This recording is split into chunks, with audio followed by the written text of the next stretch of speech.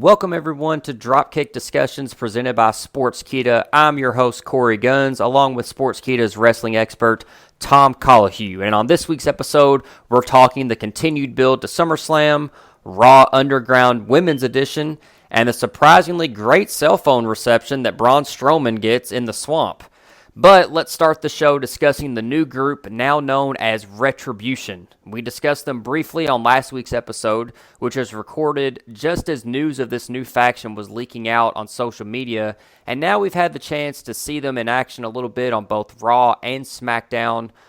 Tom, the first thing I want to talk to you about is the actual physical members that we're seeing on the shows that are under the masks. Are they the actual members of the group that are going to be playing those roles? Or I've seen a theory on social media that maybe this is just a red herring, that the actual group of individuals will end up just being kind of a front for, the real group or the real threat that's behind it. So what can you tell us about the strategy that the WWE is taking right now with what we're seeing on screen from Retribution? Well, it's a sort of a mismatch of things. A lot of different journalists at the moment are saying very different things. In reality, it's a bit of both. So the people under the mask right now most likely are the people who will be in Retribution. However, there are likely to be more members. It's a bit like when the Nexus first debuted and then they added 3 or 4 more members over the course of it and Daniel Bryan vanished and swapped over. It's a very fluid situation. At the moment, there are only 5, but the WWE have a lot of time to decide who they want where or what changes they want to make. The reason they've got 5 at the moment is because that's a very good fit for a Survivor Series team if they decide to go that route. However, Survivor Series is still planned to be Raw versus SmackDown versus NXT, so it's essentially just an option that they've got on the table. At the moment, we have one dedicated group of people playing those roles.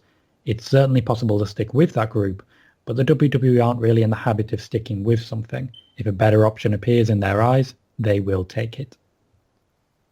We talked on last week's episode about some people that you thought may fill those roles. Like I said, when we recorded last week's show, we were just now getting news that there was going to be a new faction debuting on Raw. We didn't even know what the name was. We hadn't seen them on screen. And so we just kind of speculated on some people that could be part of that new faction. Now that we've seen them on screen, have you seen any hints that maybe tell you that someone is or isn't under the mask, or maybe has improved your prediction or strengthened your thought about who you think might fill some of the roles as being members of Retribution? One of the names I mentioned was Vanessa Bourne. That's someone that was mentioned to me from someone backstage, and that has certainly been very strongly suggested. A lot of people have picked up on the hair of one of the members of Retribution and believe that relates to Vanessa Bourne. There have also been a few more theories. There was someone doing a moonwalk, so there was the idea that might be Kamala. I don't think she'd be so clear to give it away. And then there were other sort of indicators.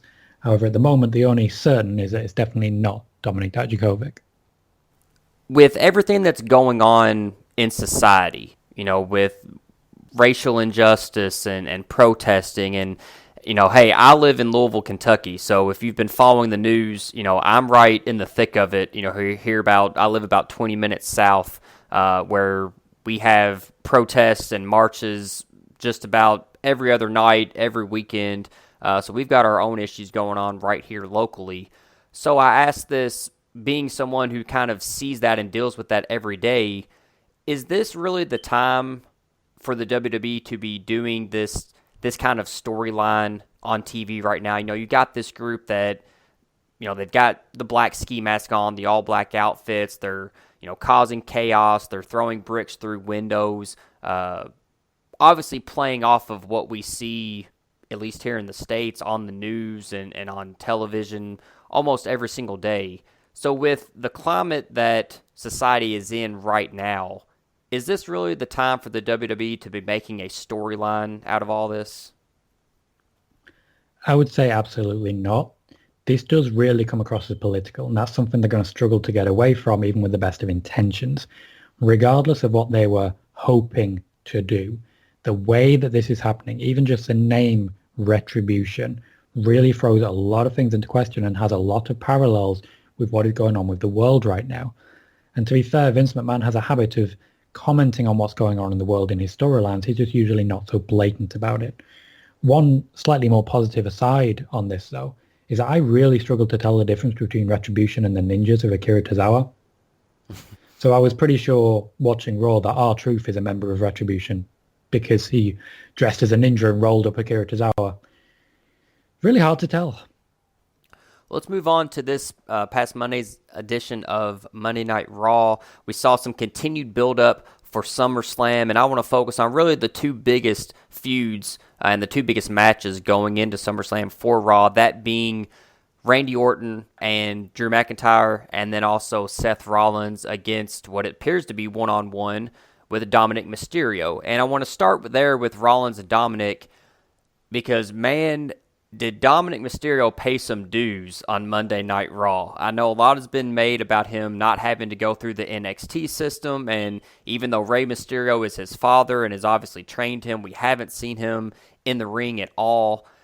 But, man, if you want to talk about paying your dues, I mean, those kendo stick shots that he took on Raw, I mean, definitely, and if you saw the pictures on social media of the aftermath, I mean, he probably paid about a year's worth of dues right there in that 10 or 15 minute segment on Raw, did he not? He did. He got absolutely destroyed. It's not often you see that with kendo sticks. I think the last time was Hell in a Cell between the Usos and the New Day, so they definitely kept it interesting, but I really can't see this as anything other than a message from Vince McMahon to Rey Mysterio. Something like, if your son gets hurt, that's on you for pushing us to get him involved too early, because the WWE did not want Dominik debuting in a solo match at this point. But that's what Rey wanted, and Rey wanted to make sure they did what he wanted before he would look at signing a new contract. It was an uncomfortable segment. For me, it went too long. I don't feel they needed to do that much damage to the guy.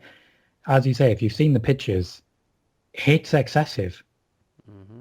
So do you think, just to be clear, are you being facetious there when you talk about, a message from Vince McMahon to Rey Mysterio, or is that a real thing that maybe things in this contract dispute have gotten so acrimonious between the WWE and Rey that maybe Vince was sending a little bit of message that, hey, if you're not going to be here, we're going to take it out on your son? I mean, are we really seeing something like that play out in front of us on television right now? I'm not trying to be that literal. To my knowledge, the contract negotiations are still being taken in good faith and things are still positive as they were. But I do think that there are attempts being made to leverage Rey to sign a new contract. They are using Dominik to do that, and by giving him this match, they are encouraging Rey along. I don't think they're going to take someone's kid, stick him on TV and beat him with kendo sticks just as a way of saying to someone, you better sign this deal. That's a bit too mafia for me. That's not what I am trying to say. But what I am trying to say is essentially that they were not particularly wanting to put Dominik in this position this early. However, he seems more than ready, especially on the evidence of Monday Night Raw. Is there any update that you can give us on the contract situation with Rey? We saw some reports on social media this past week that AEW had made some overtures to him, and I saw some reports that even made mention that AEW basically offered him the same type of deal or the same money deal that WWE did, at least on a per-appearance basis, but that maybe Rey has turned that offer down and that a deal with the WWE seems imminent but still hasn't been signed. What can you tell us as far as an update? We're only a couple of weeks away from SummerSlam, so it would seem that if Rey was going to get involved in this storyline, it's going to have to be sooner rather than later. What can you tell us about the Rey and WWE contract negotiations at this point? Well, AEW can offer as much money as they want. Rey's not particularly interested in the actual money. What he's interested in is what's happening with Dominik. He wants to see Dominik pushed, and the WWE have already invested a year or so in screen time. That's where he wants to see Dominik pushed. That would make perfect sense. To my knowledge, no deal's been signed as of yet, and with Rey, there was never any intention to consider any offer from AEW. Also, it's a bit of a surprise that you might say that, and a surprise the idea that AEW would have pitched a deal that lucrative. I don't think they would have pitched that particular deal, because at the moment they are being very careful with the deals they are making, particularly right now when they are not sure long-term what they'll be able to afford. Now, if Rey went somewhere else, it would have been back to New Japan, where he had a great time when he was last there. The G1 tournament's coming up. They definitely could have used him. So that's where I expect he would move if he was going to move. But I see no reason why he would move at the moment, given that they are giving him very much what he wants. Let's switch the focus now over to Orton versus McIntyre, and really more specifically, Orton and Ric Flair and their segment that closed out Raw on Monday. We saw what many thought was the inevitable turn by Orton on Flair, ended with the punt to the head. What did you think about the way that they pulled that off? They did the lights effect at the end, so you didn't actually see the kick, to Flair's head. What did you think of the way that they decided to go about that segment and go about pulling off the exclamation point of Randy Orton punting Ric Flair in the head? I think we all knew it was coming. I know at some point I heard Ric Flair refer to himself as a legend about 3 or 4 weeks ago now and immediately tweeted, yeah, Ric Flair's getting punted in the head. Never want to do that around Randy Orton. Yeah, you've got to be careful. And it was clear that he was there for that reason. Randy Orton right now needs no one to speak for him. He's probably the best promo he has ever been right now. In fact, Randy Orton is right now the best he's ever been. I think we can all agree on that. So the effects with the lights and the way they laid it out, I think was a very smart move. There is no chance Ric Flair's taking that punt. And if they had chosen to make Ric Flair take the punt, even if it was heavily edited like they did with Christian, I'm going to be annoyed with them. Like me personally, I'm going to be furious, and I know a lot of other fans would be as well, just for putting him in that position. They didn't do that, so credit where it's due in that regard. The last 15 minutes of Raw were incredible. Both promos were brilliant, and they really sold a story. There was just something so real about it. Now, you mentioned that a lot of fans kind of saw this coming, that eventually this partnership between Flair and Orton wasn't going to last, but you reported even on one of your latest YouTube videos over on your YouTube channel that maybe this came a little bit earlier than what was originally planned for this breakup between Orton and Flair. What can you tell us about that? Well, I did report this on my own YouTube, the Raw review, which came out yesterday at 11 o'clock my time or 6 o'clock EST. Essentially what I was reporting is that Flair was still supposed to be there come SummerSlam. He should have been in Randy Orton's corner.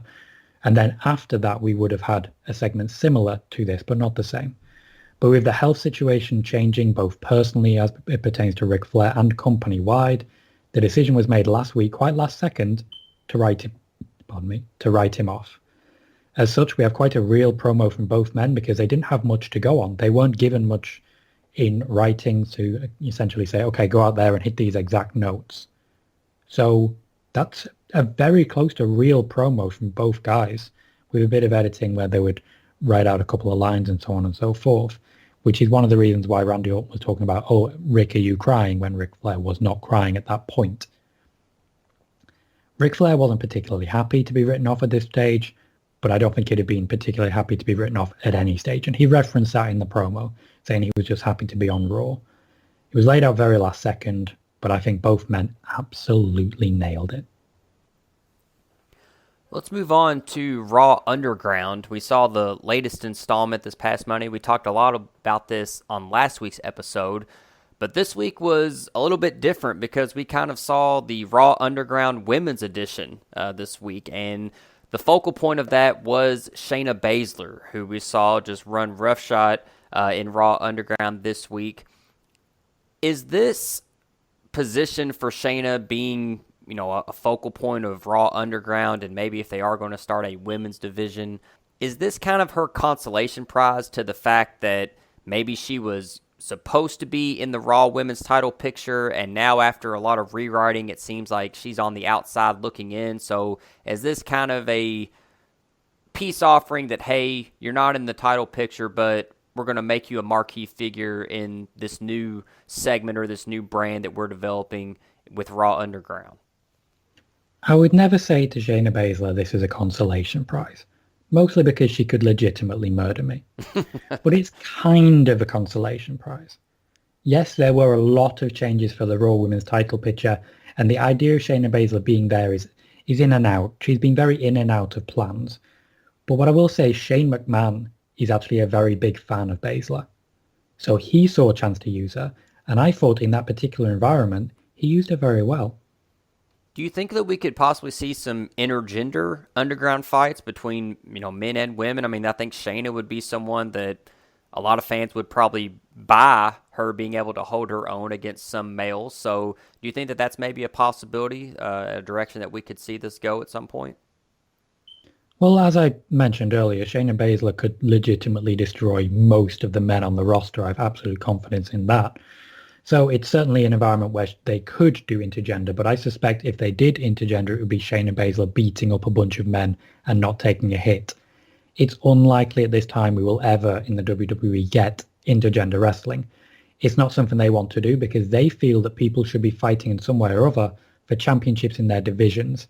When it comes to intergender, that would involve potentially an intergender championship, and there is no interest whatsoever in making that happen.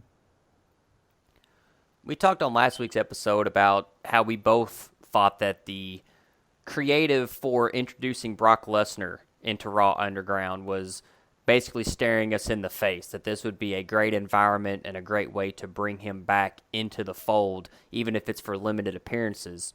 And one of our YouTube viewers for the podcast last week even made a comment on the SK YouTube channel that Ronda Rousey could be someone that they could see fitting in to that environment. And then lo and behold, this week we see kind of the first installment of a women's division. Could Ronda Rousey be a name that we could see her brought in maybe for spot appearances or maybe for an angle, a one-off or a couple weeks worth of build-up and bring her into this Raw Underground? Maybe we get Rousey Baszler in the ropeless ring at Raw Underground. What do you think could be the possibilities there? I'd be surprised to see Rousey in this domain. We mentioned Lesnar as well. I'd be surprised to see him. But that's not to say they wouldn't be fantastic additions to it. The issue, the stumbling block as it were, is just how expensive it would be for 3 or 4 minutes of action. Now, I know there were long rumors about the fact that Ronda Rousey apparently had a 3-year contract, but we haven't seen her in a year and a half. She hasn't wrestled a match in a year and a half. She hasn't stepped into a WWE ring in a year and a half. So I really question the validity of those reports, and have myself reported that it was a 12-month contract with a potential to extend to 3 years. So it would cost them an awful lot to get Ronda Rousey in there, and also in the current pandemic position, a lot of people may not be willing to do that. However, if those things were not the case and Ronda Rousey was available, she would be chomping at the bit to get into that. Were you a little bit disappointed to see the focus for Raw Underground kind of shift? Not necessarily because we shifted to women, but that there wasn't really any build-up off of what we saw last week. We talked on last week's show about how excited we were to see the Hurt Business kind of infiltrate Raw Underground and kind of give a new layer to their characters, showing up in the suits and, Shelton Benjamin and Bobby Lashley taking people down in the ring.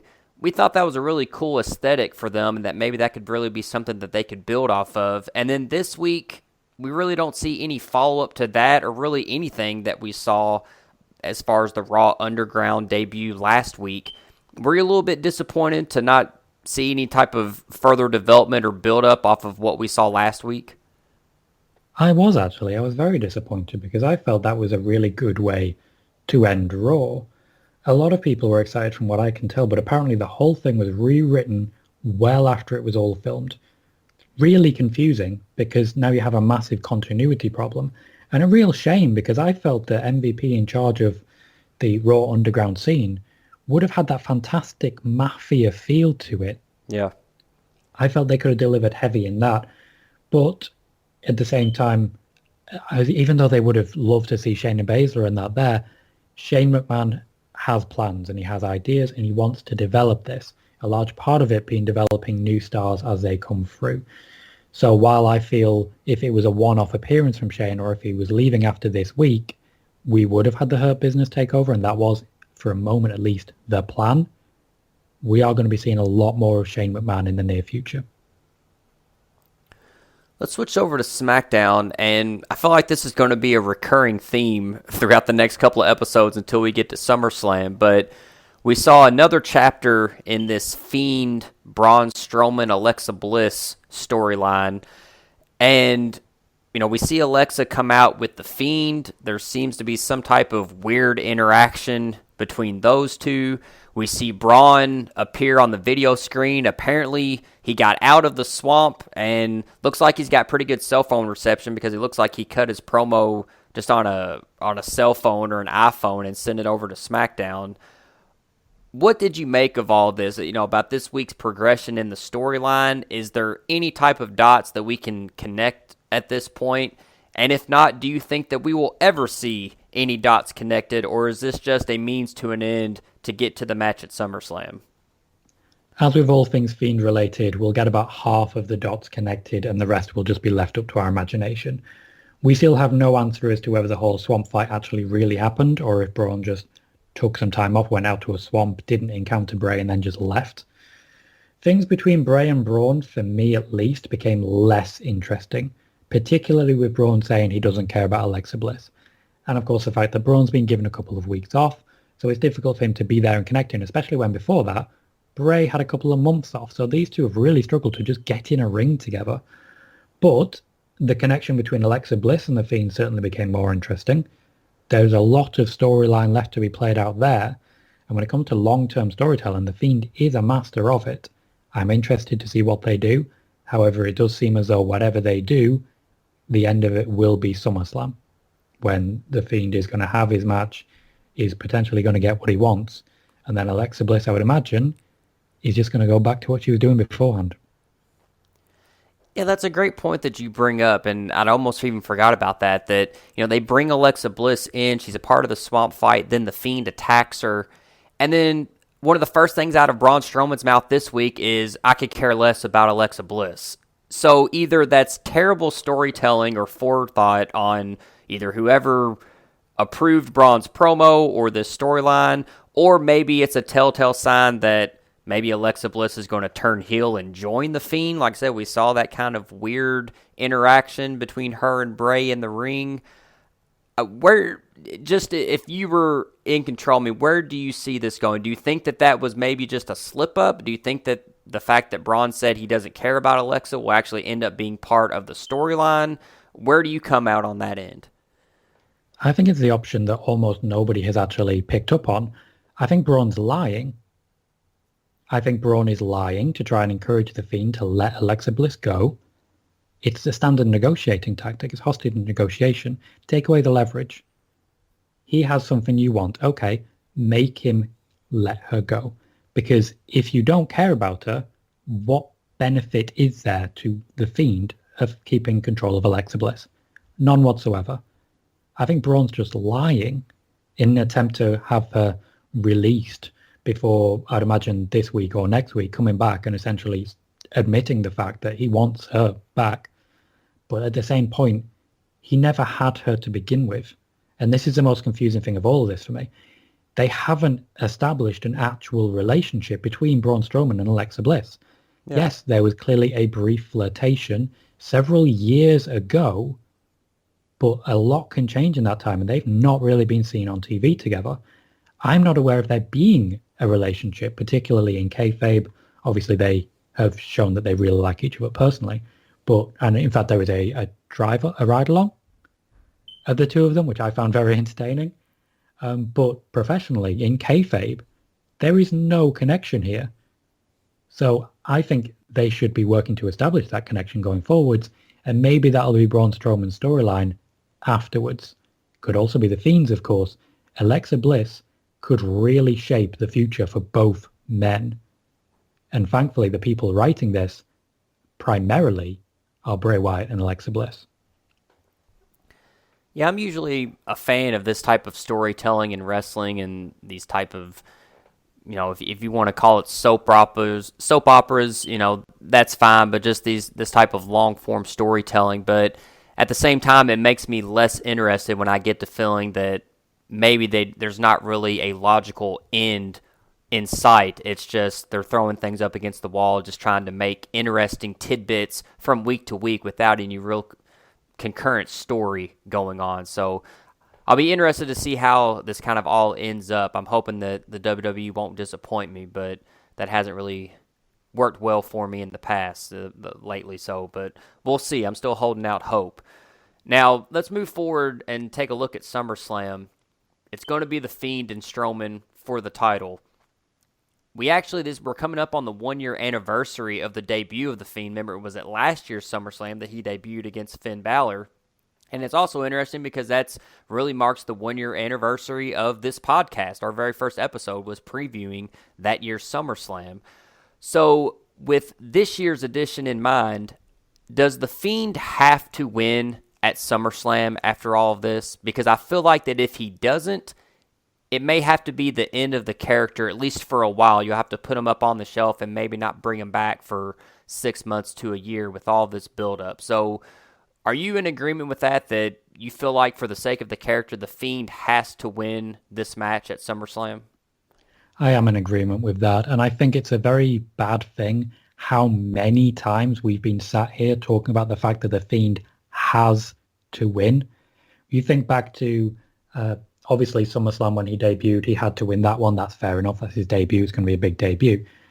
But then the very next match at Hell in a Cell, the Fiend had to win or his momentum would stall. He didn't win. His momentum did stall. You then had the match at Saudi Arabia. He had to win. Thankfully, in that instance, he did. But then as the future wore on, we got to February, the Fiend had to beat Goldberg, and he didn't. And once again, momentum stalled.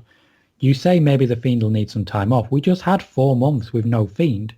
Now, admittedly, we still had Bray Wyatt in some element or some description, but the Fiend was away for 4 months. We didn't technically see the Fiend since the Firefly Funhouse, and even at the Firefly Funhouse, it was a very small amount of the Fiend. Technically, we hadn't seen the Fiend in a wrestling ring since February, which is 6 months ago by the time we get to the actual SummerSlam match. At this point, the only real escape option they have is if Otis wins the title, but it's been made very clear now that the Fiend isn't coming for Strowman, he's coming for the belt. And that is what the excuse was when it came to Goldberg, that the Fiend wasn't having some personal connection, he was just wrestling for a belt. Well, this is personal, and he's wrestling for a belt. If he doesn't win it, the Fiend has just been shown as a bit impotent, really. Let's wrap up the show this week with a couple of important landmarks that occurred in the past week. First of all, our condolences to the family of Kamala, the Ugandan giant, passed away this past week in the hospital from cardiac arrest and apparently from complications as well to COVID-19. Kamala, me and Tom were talking before the show, and Kamala was a little bit before Tom's era of fanhood, but for me, I can remember him being in the WWF in the early 90s. His feud with The Undertaker particularly sticks out for me. His casket match at SummerSlam 92 and all the vignettes with The Undertaker making the casket for Kamala and that build up to that feud really sticks out for me. So if you're not familiar with the Ugandan Giant, that would be one event or one feud I would recommend you checking out to kind of get an idea of what he offered the WWF in the 90s. So again, condolences to his family and fans. And then also today, as we record this podcast on Tuesday, is Hulk Hogan's birthday. And I wanted to ask you, Tom, what do you think Hulk Hogan's legacy in wrestling is or will be? Obviously, he's a guy that is not without controversy for a variety of different reasons, but also his contributions to the wrestling business can't be disputed either. So taking in the full picture, what do you think his legacy in wrestling is? Hulk Hogan is just a huge part of pro wrestling itself in a real integral way, to the point where I don't think pro wrestling is as much of an American institution as it is now, if not for Hulk Hogan. Yes, there are definitely some missteps he's taken, and yes, I personally am of the opinion that he should not have been brought back when he was. However, we can't dispute the impact that he has had, particularly in the formative years of the WWF, and in fact, the formative years of the Monday Night Wars. So, two things I would definitely point out as regards legacy. WrestleMania is a huge legacy of Hulk Hogan. He was a huge part of making it that event, and to be fair, he is proven to be the most important part of WrestleMania because he beat Vince McMahon in a WrestleMania match to earn that title. Also, I think it has to be pointed out, the NWO was only technically formed when Hogan became a member. Before that, it was just the Outsiders. And that leans into things like the Bullet Club in New Japan as well. Even now, you look at Evil in New Japan winning the NJPW.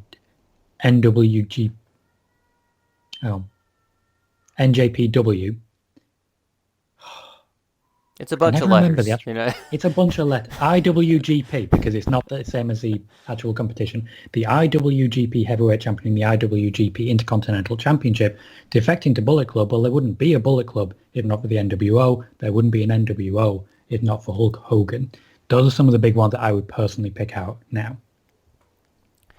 Do you think that we've seen the last of him in the WWE? And I don't necessarily mean in the ring, because I think that's a foregone conclusion that we're not going to see him in a match. But, we see a lot of guys of his stature that kind of get that one last big send-off. I know he's been inducted into the Hall of Fame, but then that was kind of stripped away from him for a time. He was brought back at Saudi Arabia after everything had supposedly kind of blown over with some of his controversial comments and things of the like. And like you said, when you think of Hulk Hogan, you think of WrestleMania, you think of, the peak of wrestling in the 80s and the early 90s. You think of the NWO and the Monday Night Wars. So do you think that he's a guy that at some point will kind of get a one last big grand send-off from the WWE? Or do you think that he's a guy that Vince and company are comfortable with saying, hey, we brought him back into the fold. We got him back on camera one more time. Everything's copacetic, but we're just going to kind of leave it there. And, if you're a fan of Hulk Hogan, there's plenty of media on the WWE network, et cetera, that you can check out. And we're just going to kind of leave it there for the time being. I think it's going to be an interesting one because he will definitely get some sort of send-off, but it'll be his 5th or 6th one. At this point, that they've had the send-off and said, okay, goodbye, Hulk Hogan. And he keeps coming back. It's just impossible to get rid of at this point. He's laced through the WWE. He's a huge part of its formation. What I will say is that nothing's blown over. There is a large amount of wrestlers that I'm aware of, not necessarily just in the WWE, but wrestlers in general, who do not forgive Hulk Hogan, regardless of the apology that he gave. And that is something that they want to see more.